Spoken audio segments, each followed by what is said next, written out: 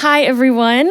Like Derek said, my name is Lyric. You may recognize me from check-in at various events or moving chairs at every event, basically. But I'm really excited to introduce you all to my mentor. Ken Heffner worked at Calvin University for 26 years, mentoring college students and producing concerts. He has worked with thousands of students and produced 1,000 concerts over 45 years. His first big concert was with an up-and-coming artist named Billy Joel, you may have heard of him, in 1977 when he was 22 years old. His last concert was Over the Rhine in 2019. Mentoring and being mentored continue to be an important part of his life. So I first met Ken when I was 15 years old. I was on a college visit to Calvin from my home in Texas.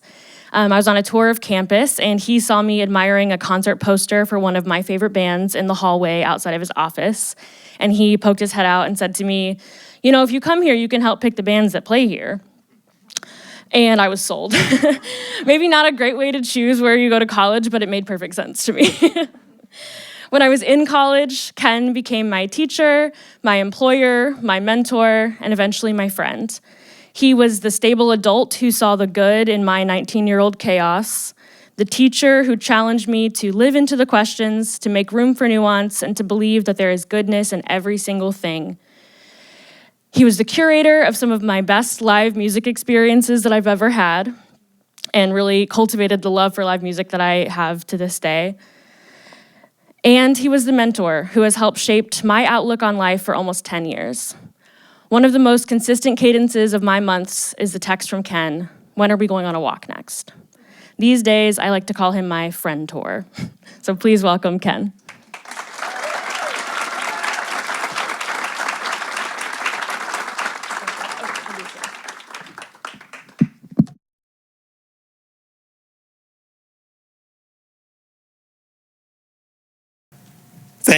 Thank you, Lyric, wherever you went. Thank you, thanks team. I'm new to Creative Mornings, and this is an amazing thing you're doing. It's a great manifesto. Keep up the good work. And also, I'm a little anxious and nervous about speaking to a room full of creatives. I speak about creativity, but I don't usually speak to people who do it all that often. And so, why you're important. Anthropologists who study how culture is formed and shaped, how culture gets made. Ideas start, and you'll be maybe surprised by this, they start in philosophy. Philosophy is the first room in culture where things begin. And that means that universities are the main place. But the next place where it hits is in the arts. And then it continues to spread throughout culture from the arts. And by the arts, we mean all of them. Choreography, film, theater, music, poetry, painting. So all of the design, all of that work, architecture, all of that work is where we first see new ideas emerge and start being tested out and tried, which means you're the tip of the spear. How you go is how the rest of the culture is going to go. We're getting a picture of where it's going to be later on. So you're doing important work. I think when I'm getting any opportunity to speak in front of people right now, I'm feeling a need to address the national emergency that we are in right now. I'm maybe stepping on Trumpian toes. I'm sorry. But since we last met in June, quite a few things have happened. The big, terrible bill passed. There's a lot of things in there, and one of them is a surprise $150 billion to fund what is basically going to be a private army for the executive. We've also seen the decimation of creation care work, environmental work. It's expected that solar and wind industry is going to contract by 65% in the next 5 years. That's an area that's close to my heart, and it should be growing by 65%, not contracting.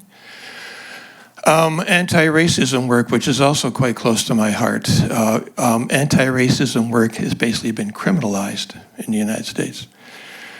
And so that's where we are. And that's a grief. That's a big public grief that I think we're going through.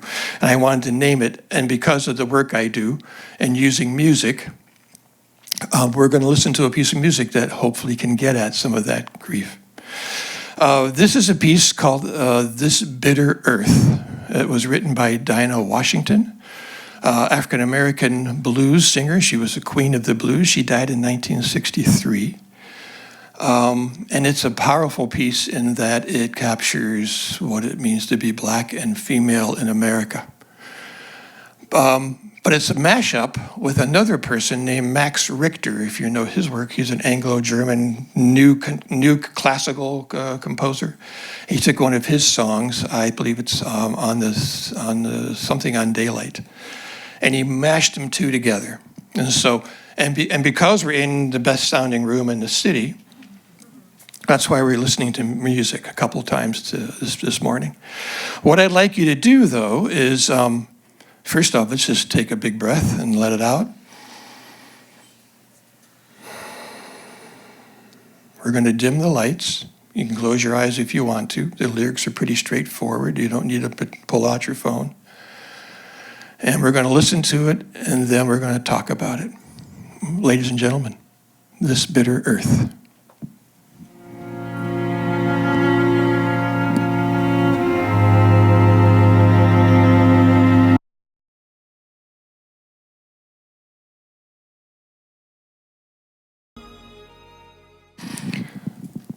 Bob, we can bring the lights back up so that I can see you. So this is going to be just open for a little bit here. You can yell out responses to this piece. I think the first question I want to ask is, how do you feel? Mournful. Mournful? Heavy. Heavy? I have chills. Mm-hmm.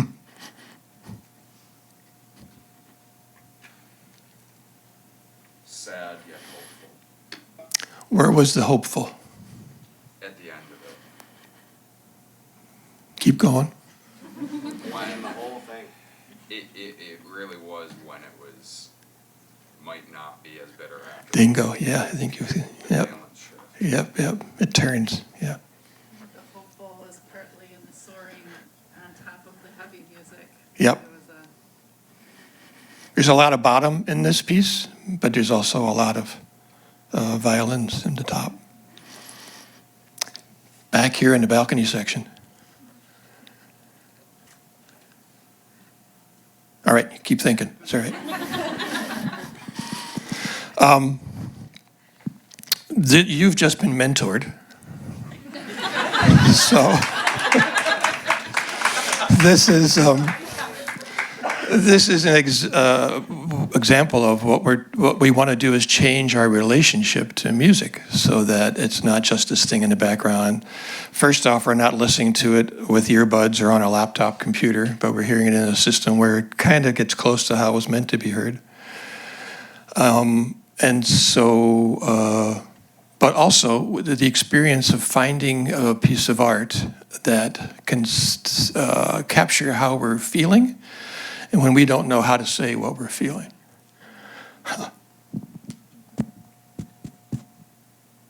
This is chronic for me, so don't be disturbed.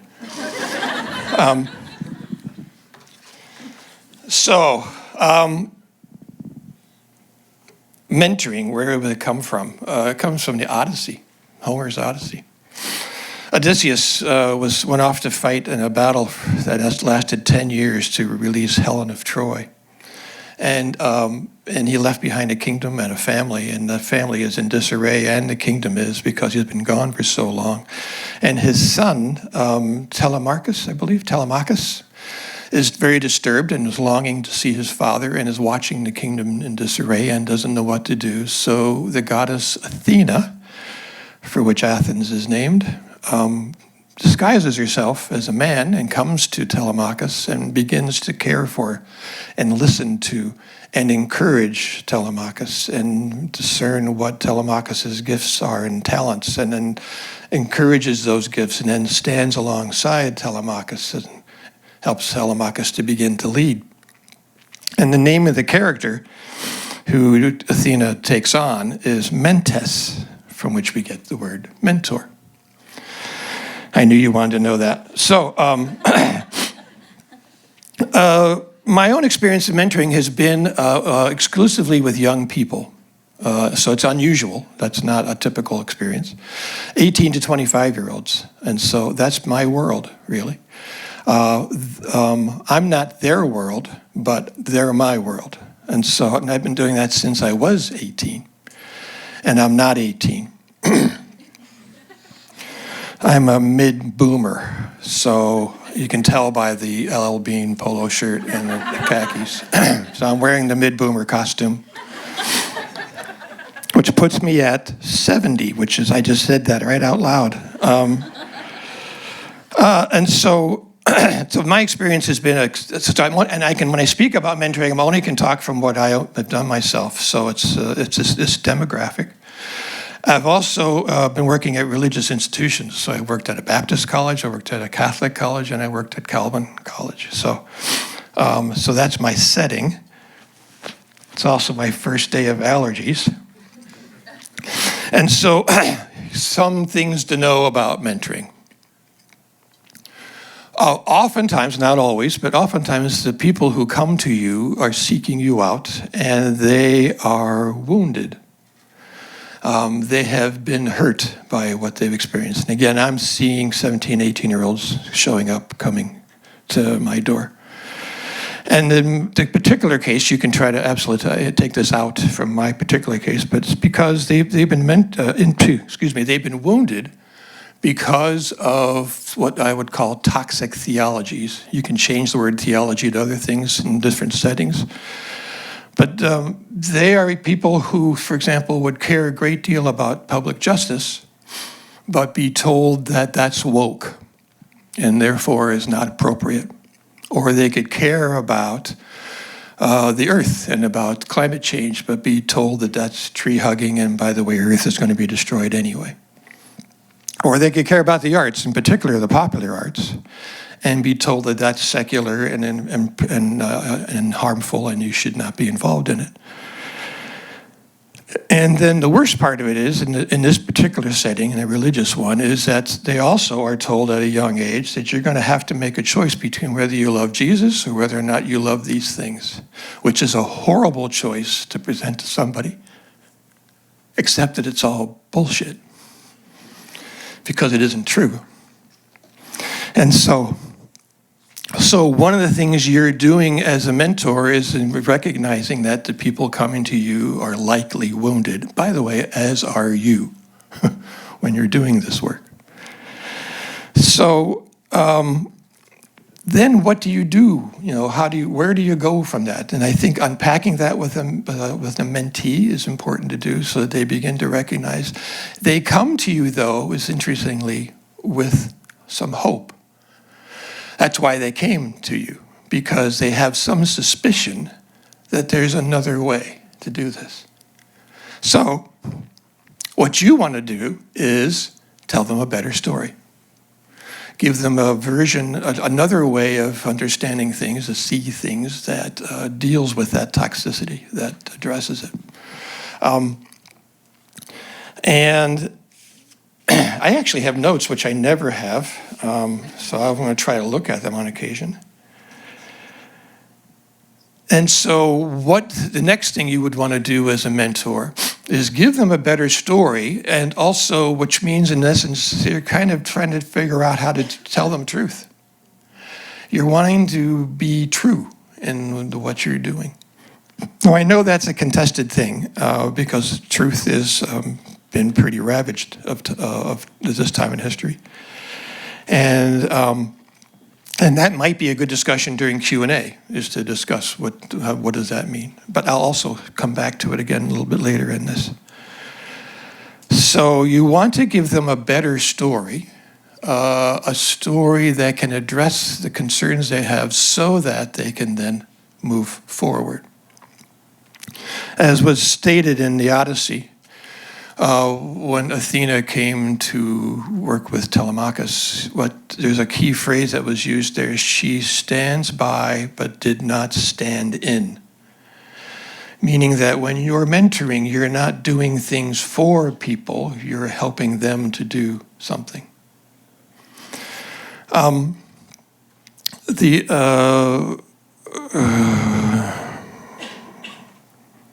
it's important that when we are doing this kind of new storytelling for them, that it be true. Because there are people who are mentoring who are not telling a true story.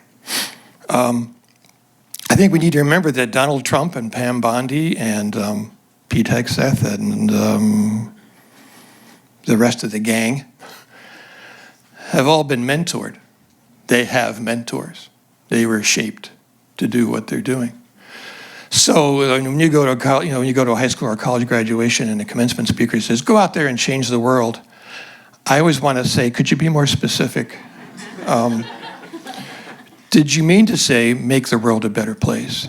And so that's why it's important for us to be attentive, if we're mentors, to whether or not what we're telling people is true. Because if it's not, then we're creating people who are still going to go out and shape the world, but it will not be good. Mentoring can also be reciprocal. It is not always, it's not an expectation, but it can go both directions. You can be mentored by those you are mentoring. And in my case, it has been that way because I have always worked with the young people, and in the work that I did, I desperately needed to know what they thought, what they were experiencing, how they see the world. What does that word mean that you keep using? I need to add it to my vocabulary. Could you explain it to me and walk me through it? And in doing that, I'm being mentored by them. My part of my job in booking a concert series for a college and for a city, I guess you could say, was I had to bring in somebody before the students knew who they were, and that's hard to do.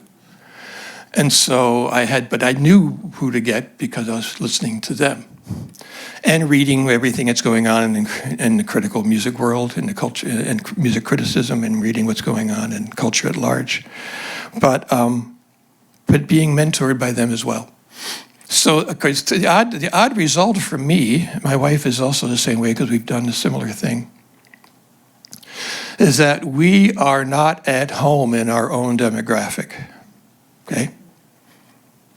So, when I walk into a room, I'm not looking for the 60-somethings. I'm looking for the 20-somethings. And I just don't even think about it. I just go to them because that's who I understand. That's how I know how to listen to and talk to. And I love that. But I do have friends who are old. The friends that I went to college with, we get together regularly. But that's not who I usually go to. Okay. Actually, this room is a more comfortable room for me than is, just to be fair, honest rather, than is church, because it's older people there who are all my age. That's another quality of mentoring. Mentoring is also helping someone to flourish. I think that's the thing, if you're taking notes, because this is a class. If you're taking notes, flourishing is one of the things that we're trying to accomplish. And I think that's the antidote or part of the explanation of the true part. Because how do you know whether something is true or not when you're teaching it, when you're mentoring someone? And the way you find out whether something is true or not is by, well, how does it play out? Where did it go? What happened when you do it? And so you have to step back and wait. You have to wait 10 years or more to find out whether it was true.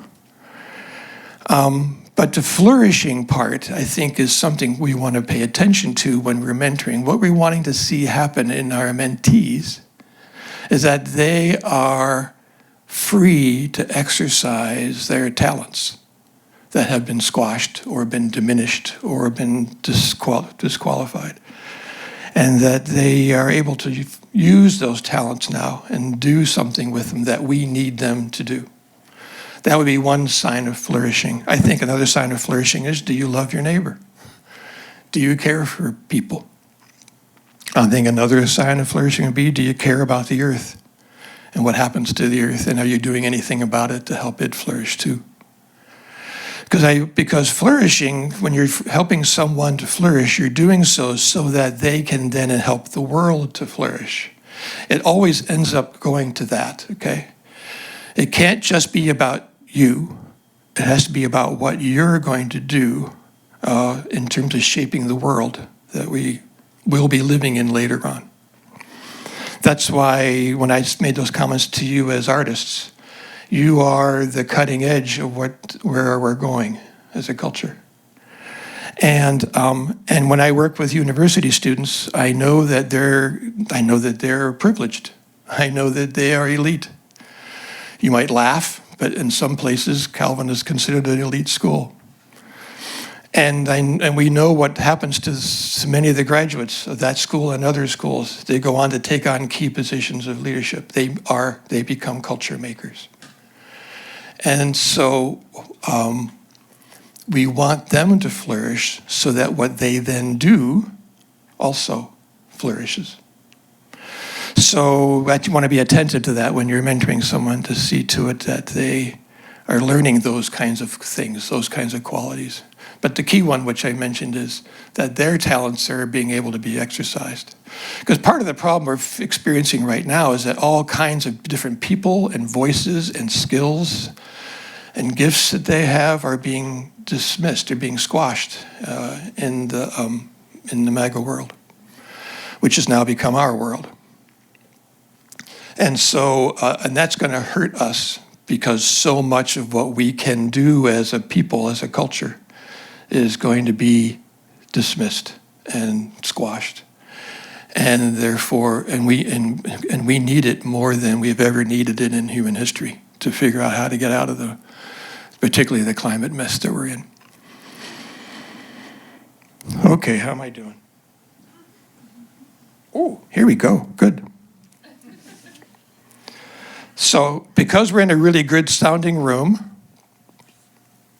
and I want to leave time for Q&A, we're going to end with another piece. And we're shifting gears dramatically here, since we're going to go back to 1999, so I'm playing two old pieces today. And this is Rage Against the Machine from the album Battle for Los Angeles, which has aged incredibly well. If you go back to listen to that album, it's like, wow. I mean, it's good grief, they even talk about Los Angeles in it. And this is a song, Voice for the Voiceless. Now, if you know this music, this is hip hop mashed up with loud rock, and this is going to be loud. So just wanted to warn you. I've encouraged Michael to push the system to the limits. But it's only a little over 2 minutes, so you can handle it. Here we go. And if you feel a need to respond physically, just go right ahead.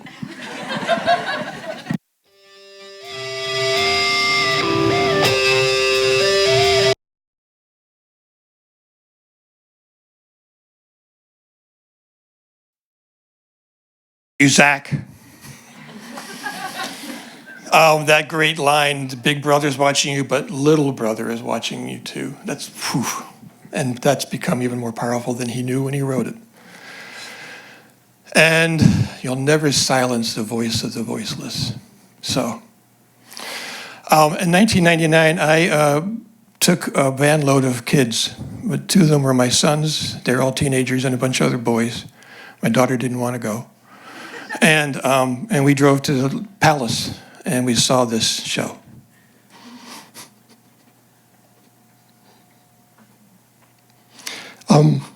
I've seen probably 1,500 concerts in my life, and that was one of the top 10.